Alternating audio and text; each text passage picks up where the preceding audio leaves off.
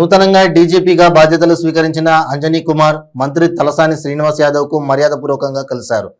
తలసాని సాయి కిరణ్ యాదవ్ ఆధ్వర్యంలో ఏర్పాటు చేసిన అయ్యప్ప స్వామి పూజలో ఆయన పాల్గొన్నారు.